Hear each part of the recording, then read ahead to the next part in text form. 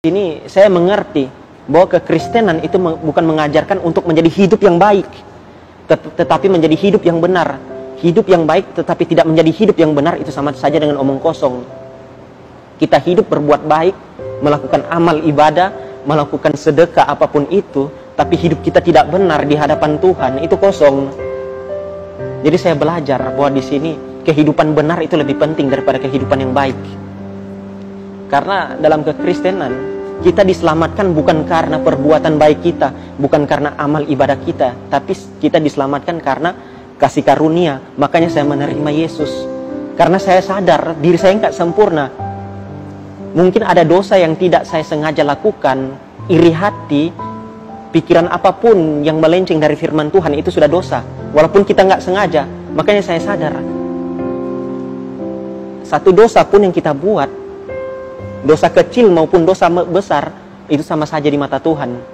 Gitu. Makanya saya takut ketika saya baca di Titus 3 ayat 5. Pada waktu itu dia telah menyelamatkan kita bukan karena perbuatan baik yang telah kita lakukan, tetapi karena rahmat-Nya oleh permandian kelahiran kembali dan oleh pembaruan yang dikerjakan oleh Roh Kudus. Segala sesuatu kita diselamatkan bukan karena perbuatan baik. Kita mau usaha, mau mengusaha keselamatan kita, kita mau memanjat untuk masuk surga. Tuhan nggak bisa disogok dengan perbuatan amal baik kita. Gitu loh. Saya bilang, Tuhan, saya mau masuk surga. Saya berbuat baiklah, saya sembayanglah, saya mau memberi sedekah. Oh, nggak bisa. Ajaran kekristenan bukan kayak gitu. Keselamatan itu diperoleh karena kasih karunia. Tuhan nggak bisa disogok. Karena Allah orang Kristen itu nggak bisa disogok. Lo mau sogok dengan perbuatan baik, lo mau sogok dengan amal ibadah, itu nggak bisa. Keselamatan terjadi ketika lo mengaku Yesus sebagai Tuhan dan Juru Selamat.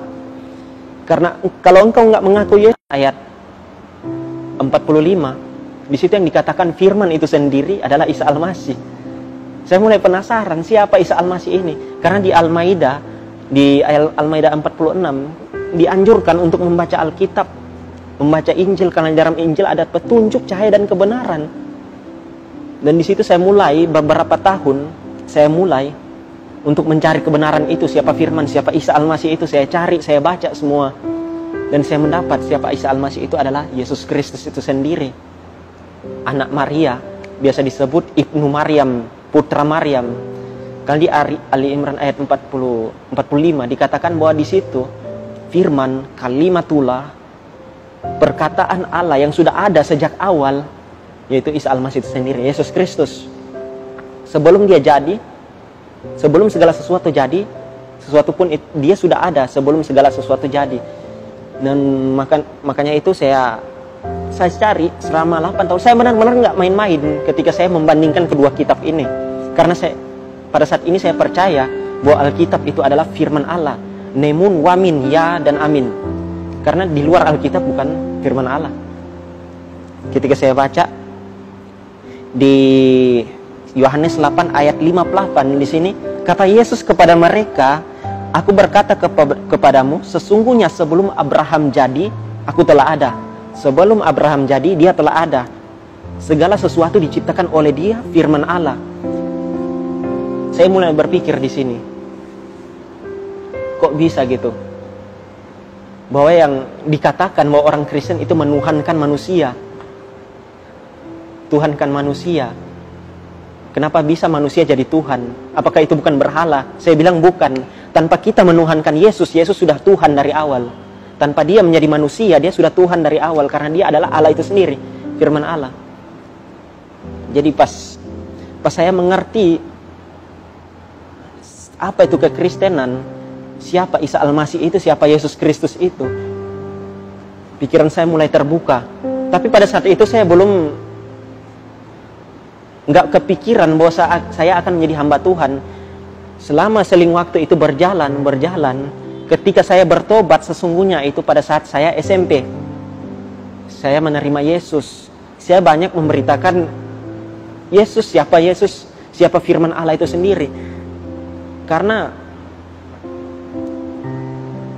Allah yang kita pahami sekarang adalah Allah yang sebenarnya, gitu. Allah tanpa firman itu kosong. Jadi kalau mau bilang Allah itu bukan firman, itu dia bukan apa-apa. Karena Allah menciptakan segala sesuatu dengan firman. Yang dikatakan di agama saya sebelumnya, Allah menciptakan segala sesuatu itu menggunakan kum fayakum, yang berarti dengan perkataannya. Jadilah terang, jadi. Jadilah ini, jadi ini, gitulah. Jadi setiap orang yang percaya akan firman Allah, itu sudah mempercayai Allah itu sendiri. Karena ketika saya bertobat, saya nggak pernah main-main gitu, mau cari Tuhan, mau cari kebenaran. Saya menyelidiki setiap kitab. Saya nggak pernah main-main 1% pun. Saya cari, karena satu hal yang paling saya takutkan itu adalah masuk neraka. Karena bicara dengan masuk neraka, itu adalah abadi. Jikalau engkau masuk neraka, engkau mau minta ampun di neraka pun itu nggak akan diampuni. Makanya saya paling takut itu saya masuk neraka, gitulah. Semua agama mengajarkan kebaikan, tetapi belum tentu semua agama mengajarkan kebenaran, gitu. Agama mengajarkan kebaikan, tapi belum tentu mengajarkan kebenaran, gitu. Jadi di sini saya mengerti bahwa kekristenan itu bukan mengajarkan untuk menjadi hidup yang baik, tetapi menjadi hidup yang benar. Hidup yang baik tetapi tidak menjadi hidup yang benar, itu sama saja dengan omong kosong. Kita hidup berbuat baik, melakukan amal ibadah, melakukan sedekah apapun itu, tapi hidup kita tidak benar di hadapan Tuhan, itu kosong. Jadi saya belajar bahwa di sini kehidupan benar itu lebih penting daripada kehidupan yang baik. Karena dalam kekristenan kita diselamatkan bukan karena perbuatan baik kita, bukan karena amal ibadah kita, tapi kita diselamatkan karena kasih karunia. Makanya saya menerima Yesus, karena saya sadar diri saya nggak sempurna. Mungkin ada dosa yang tidak saya sengaja lakukan, iri hati, pikiran apapun yang melenceng dari firman Tuhan itu sudah dosa, walaupun kita nggak sengaja. Makanya saya sadar,